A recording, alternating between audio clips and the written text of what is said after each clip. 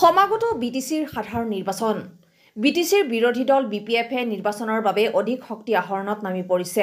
সাংগঠনিক স্থিতি মজবুত কৰাৰ বাবে নতুন নতুন সদস্য ভৰ্তি পুনৰ আৰম্ভ কৰিছে।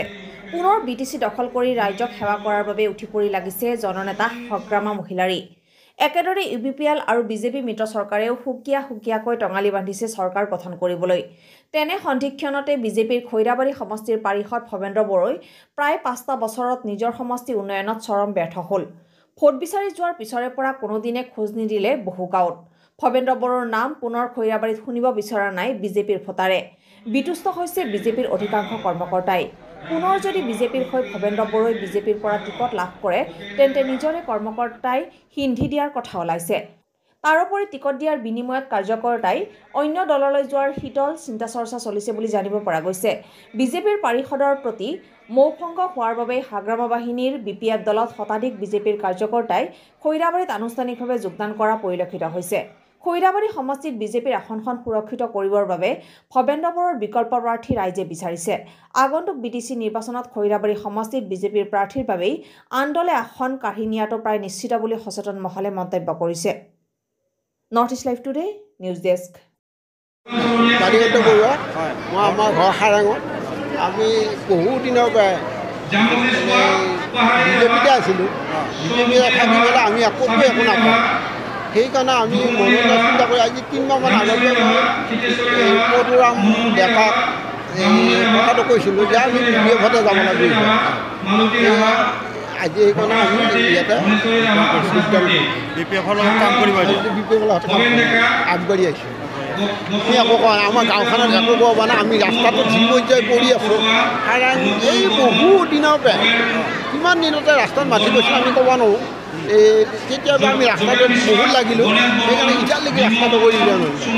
ৰাস্তা পদূলি একো একোৱে নাই। সেইখিনিয়ে আমাৰ সেইখিনি নতুনকৈ জইন কৰিছে বিপিএফ হয়। কি কাৰণে জইন কৰিলে বিজেপিৰ পৰা কোনো একো হেৰি নাই। বিশেষকৈ ৰাস্তা পদূলি নগলাত কোনো কাম কৰি নিদিয়ে। নিজে এখনত বিপিএফত আকৌ যোগদান কৰিছোঁ। মোৰ নাম শ্ৰী ৰাজেন ৰাজবংশী, গাঁও সাৰেং। মই হঠাতে খবৰ পালোঁ, মই 7জনমান লৈ আহিছোঁ বৰ্তমান। কালি খবৰ পালোঁ, পাই মই হঠাতে গুচি আহিলোঁ। আৰু মোৰ মানুহ আছে, বহুজন আছে। মই কিন্তু বিশেষকৈ ৰাস্তাটোৰ কাৰণে মোক অধিক প্ৰয়োজন। আমাৰ যিহেতু MCLA বিজেপি ভৱেন বড়ো কি এই ক্ষেত্ৰত কি গাঁৱত গৈছিলে নাই? গাঁৱত যোৱা নাই, একো কাম 5 বছৰে মোৰ ঘৰৰ সুবিধাটো বাঢ়ে, মোৰ ৰাস্তাটোৰ কাৰণে বিশেষ ব্যক্তিগতটো বাঢ়ে, সেইটো কাৰণে এটা ক্ষুব্ধ হয়।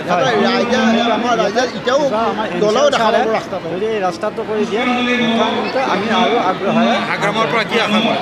বিশেষকৈ ৰাস্তাটো আৰু এইবাৰ আগবাঢ়ক, ৰাস্তাটো বিশেষকৈ কৰি দিব।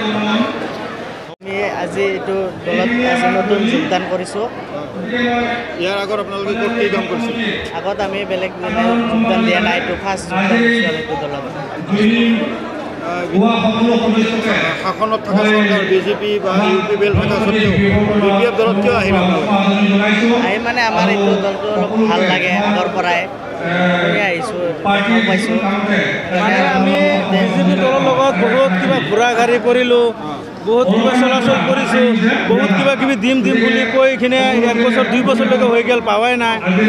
এতিয়া এইকাৰণে ভাবিলোঁ যে নাঙলৰ পাৰ্টিত জইন কৰি কিনে চাওঁ কি কৰিব পাৰোঁ বা কি কৰি দিয়ে সিহঁতে। আমি যুৱকসকল 15-16 জন মান আহি কিনে জইন কৰিলোঁ আজি নিউ। কোন ঠাইৰ হয়, কোন জেগাৰ? এইটো কিবা বক্সা জগন্নাথ জাৰ বুলি কয়।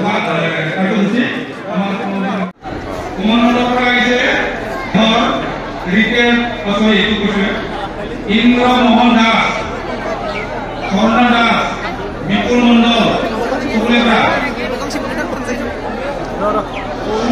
ভৱানী